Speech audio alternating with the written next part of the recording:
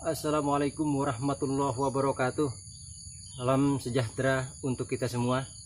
Halo sahabatku, berjumpa lagi dengan saya Husen.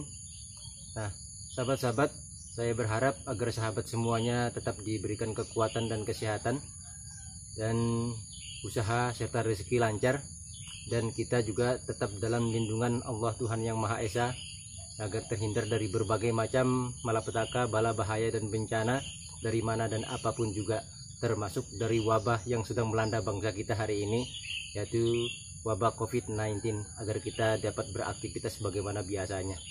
Nah, sahabatku yang baik hati, ramah tamah, jujur dan suka menolong.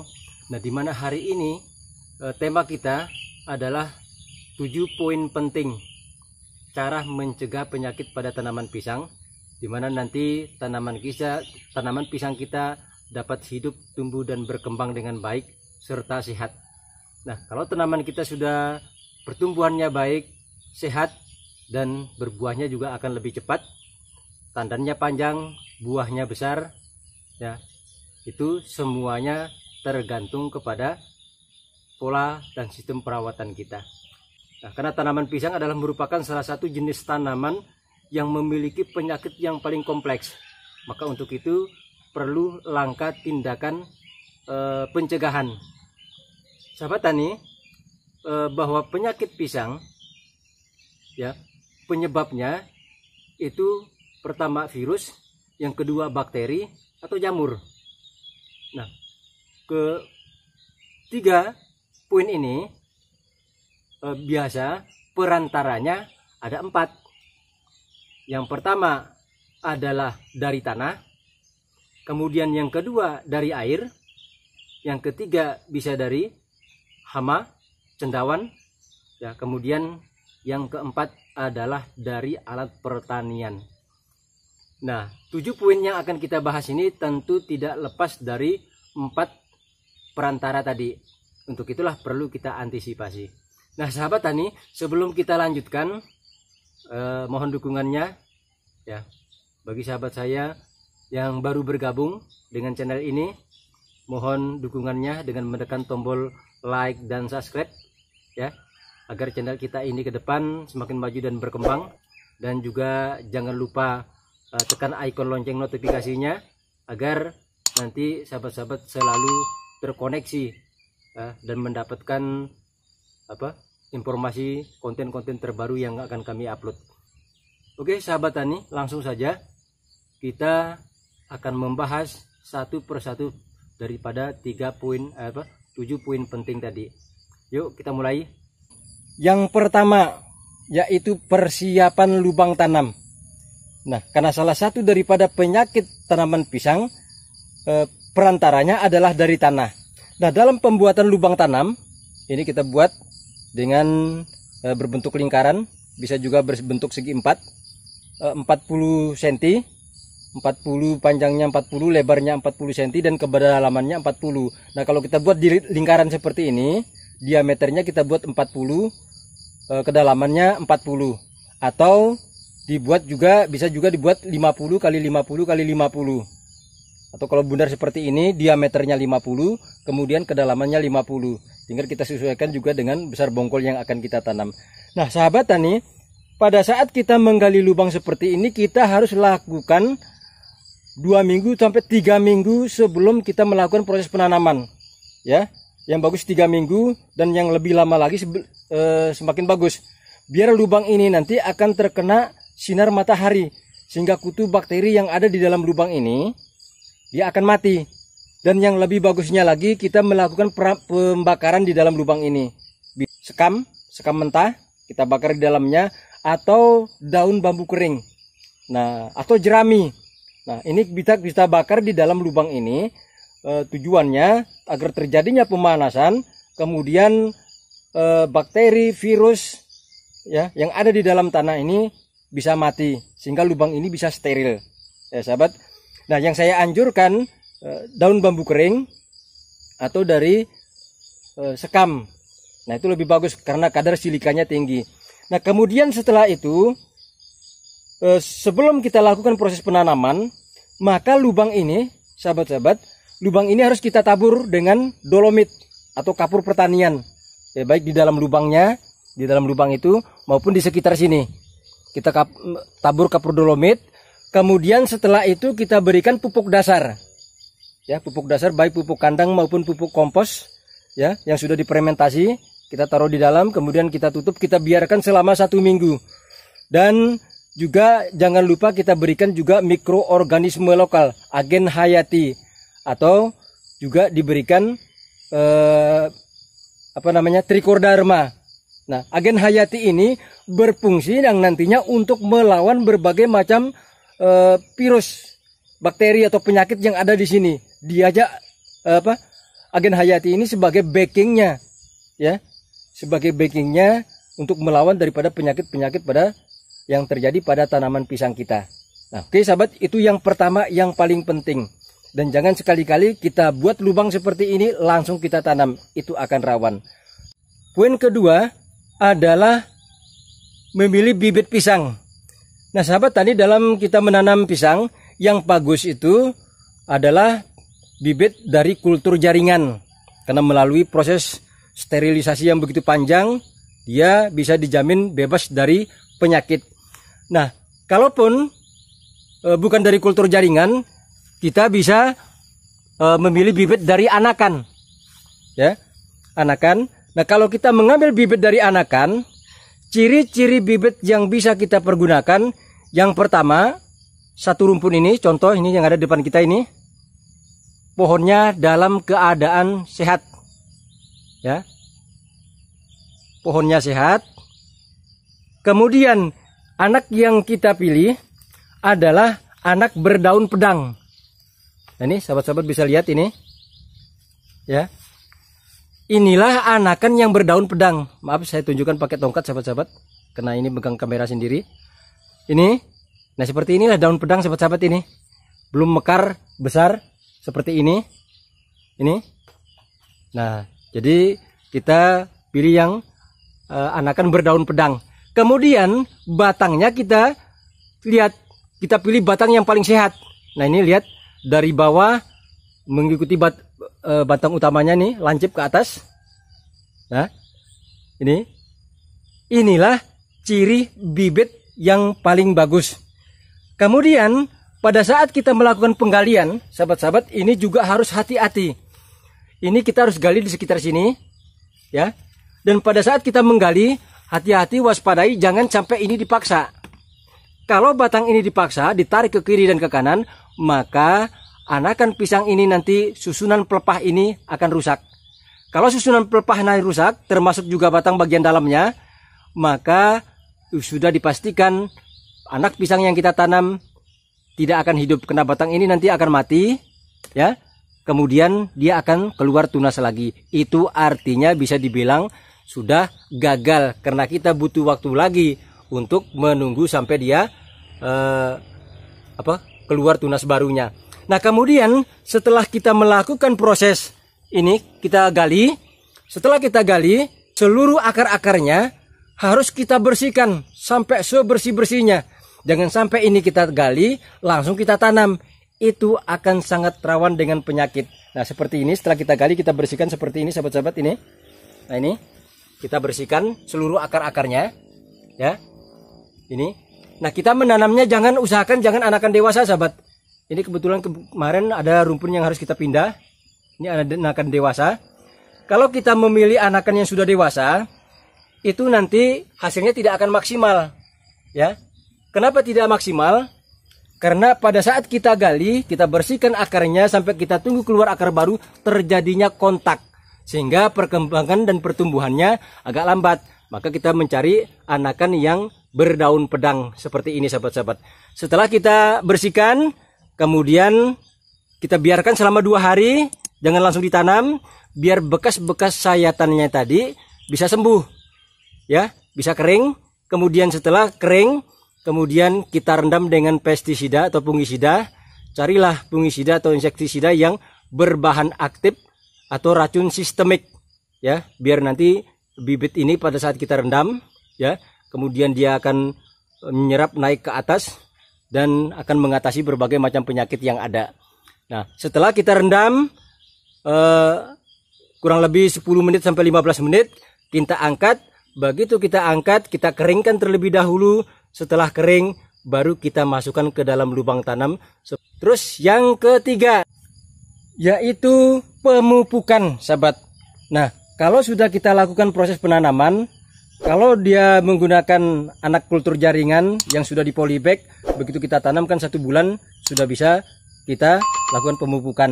Karena itu kan tidak terjadi kontak. Tapi kalau kita nanam sampai anakan pedang, nah kita tunggu dia keluar daunnya nanti kira-kira kurang lebih daun muda 3 sampai 4, baru kita lakukan proses pemupukan, sahabat-sahabat. Nah, tanaman pisang ini harus kita perhatikan benar-benar pupuknya, sahabat. Jangan sampai diabaikan. Karena apa?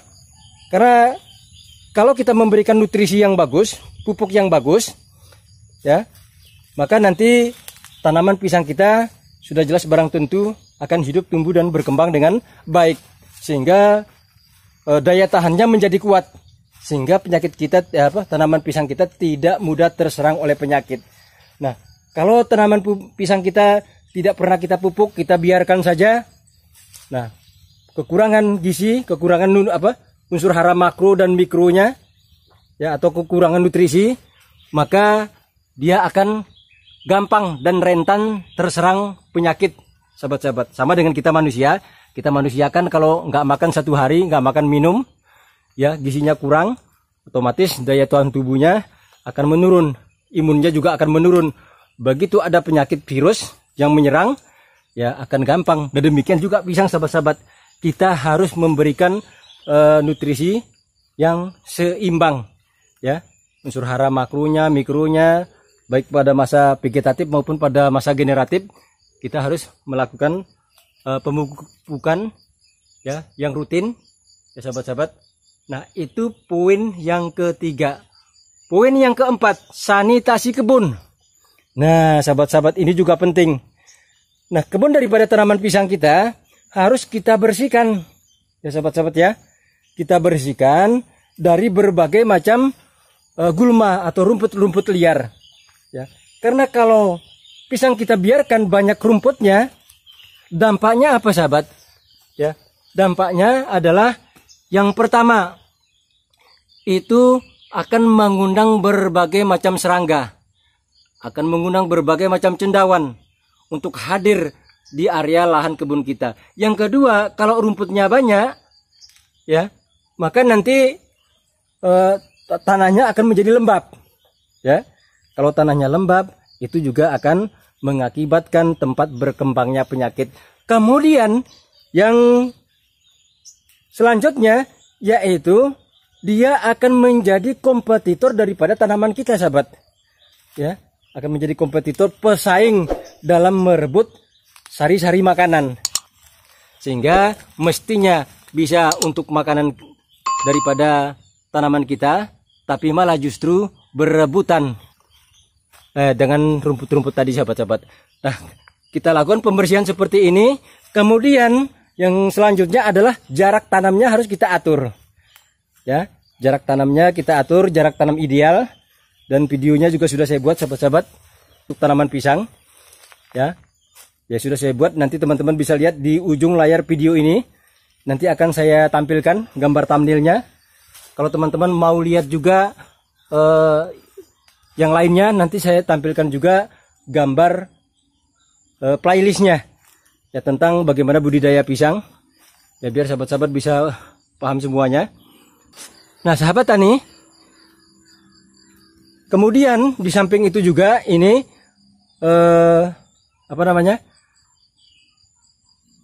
jarak tanamnya tadi kita buat jarak tanam ideal, ya.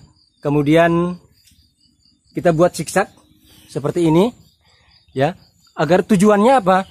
Agar sirkulasi udara ke area perkebunan pisang kita akan menjadi cukup, dan juga suplai sinar matahari juga akan cukup, sehingga batang, daun, dan juga pohon termasuk tanah yang ada di sekitarnya juga terkena sinar matahari, sehingga tidak terlalu banyak, tidak terlalu lembab, yang mengakibatkan tempat tumbuh dan berkembangnya daripada penyakit kita, sahabat-sahabat. Nah, ini kita bersihkan dari seluruh gulmanya. Kita buat zigzag seperti ini dengan jarak idealnya sesuai dengan pisang ini adalah 3 kali 3 meter. Nah, ini yang selanjutnya adalah sistem irigasi. Nah, sahabat tani, sistem irigasi, karena tanaman pisang kita itu tidak lepas dari pada air, ya. Maka untuk sistem irigasi yang paling bagus untuk tanaman pisang adalah irigasi tetes, sahabat-sahabat. Ya, irigasi tetes atau disebut drip irrigation. Ya, bisa menggunakan selang irigasi atau menggunakan pipa yang dialirkan ini melalui atas langsung lurus dan nanti dilubangin pas di bagian dekat pohonnya. Nah, kenapa? Karena dengan cara seperti ini, karena salah satu daripada yang kita jelaskan di awal tadi, penyebab penyakit pisang adalah dari air, termasuk juga dari tanah. Nah, kalau kita gunakan pipa drip, pipa selang atau dari langsung ke atas, itu kan mengalir, itu akan lebih bagus, lebih sehat. Nah, kalaupun tidak, nah kita membuat selang, kita membuat sistem parit seperti ini. Ya, ini kebetulan diguyur hujan terus, sahabat-sahabat, sudah dua hari ini. Nah, ini di tempat saya berdiri ini, sahabat-sahabat, kalau nggak salah kurang lebih ada 100 meter dari sumber mata air. Nah, kita pakai sistem parit semuanya. Nah, kalau kita menggunakan sistem parit seperti ini, sebelum kita lakukan penyiraman atau kita masukin air, maka terlebih dahulu seluruh parit-parit yang ada, baik di area perkebunan kita ini, di dalam area kebun ini, parit-paritnya kita lakukan penyepraian dulu. Sampai kepada tempat sumber mata air sana kita lakukan penyepraian, kita semprot dengan menggunakan fungisida, insektisida yang berbahan aktif jenis sistemik, ya, biar itu akan lebih awet. Kalau terjadi kontak dia akan mati, kalaupun tidak kontak pas virusnya lewat dia juga akan terkena. Nah, kita buat seperti ini tujuannya memang untuk membatasi pergerakan akar, sahabat-sahabat. Ini mengatasi pergerakan akar antara bedengan satu dengan bedengan yang lain agar nanti tidak tertular, gampang tertular penyakit. Nah, ini yang perlu diperhatikan, sahabat-sahabat, sistem irigasinya. Kemudian selanjutnya, sahabat-sahabat, yang lebih penting lagi poin ke-6, yaitu alat pertanian. Nah, alat pertanian itu, sahabat-sahabat, diusahakan ya. Kita usahakan alat pertanian yang kita pakai, baik itu penggali, cangkul, kemudian arit, parang, pisau, dan lain-lain sebagainya. Kita usahakan semuanya kita lakukan dan betul-betul kita jamin dalam keadaan steril. Jangan sampai nanti alat yang kita pakai ini tidak steril. Apalagi kita nebang pohon yang sakit, ya kita pakai juga lagi di nebang menebas pohon yang lainnya. Ya, itu akan sangat berbahaya, sahabat-sahabat. Rentan sekali untuk terjadinya transfer penyakit. Ya, itu yang harus kita hindari. Nah, caranya kita harus mensterilkan arit-arit yang kita gunakan, sahabat-sahabat. Kita sterilkan, ada 2 cara untuk kita sterilnya. Yaitu yang pertama, kita menggunakan pestisida, kita masukin ke dalam ember, kemudian tentunya dosisnya kita sesuaikan dengan dosis. Kita masukin ke dalam ember, kita celupkan. Umpamanya kita pakai arit, kita celupkan ke dalam ember. Kemudian begitu kita potong ini, baik itu kita potong ini penjarangan, ya kita lakukan penjarangan, ataupun kita potong bagian daunnya, usahakan ini kita celup langsung kita potong di sini. Umpamanya kita potong, begitu kita potong, kan karena di arit tadi sudah kita rendam air, maka luka ini nanti dia akan begitu ada hama, cendawan, dia tidak akan berani ini di sini, tidak akan lagi menyentuh. Dan kita melakukan pemangkasan daun ataupun juga kita lakukan penjarangan, kita lakukan di siang hari, sahabat-sahabat, jangan pagi hari atau sore hari. Kenapa? Paling tidak kan matahari sudah mulai menyengat gitu, sahabat-sahabat ya. Biar begitu luka bekas sayatan tadi, Nah, itu bisa terkena sinar matahari dan cepat mengering. Nah, ke poin berikutnya, poin ketujuh. Nah, poin ketujuh sahabat-sahabat, waspadai tanaman yang berada di sekitar area kebun kita. Nah, ini kebetulan sawah saya sahabat, ini baru kita bersihkan, kita persiapan untuk menabur karena kita akan menanam padi. Ya. Nah, tanaman padi atau tanaman jagung yang ada di sekitar ini juga akan rawan sahabat-sahabat. Ini kebun pisang saya ini bagian perkebunan yang di atasnya. Nah, kemudian itu yang di bagian bawah ini bagian persawahan. Musim penghujan saya tanam padi dan musim kemarau saya tanam jagung. Ya.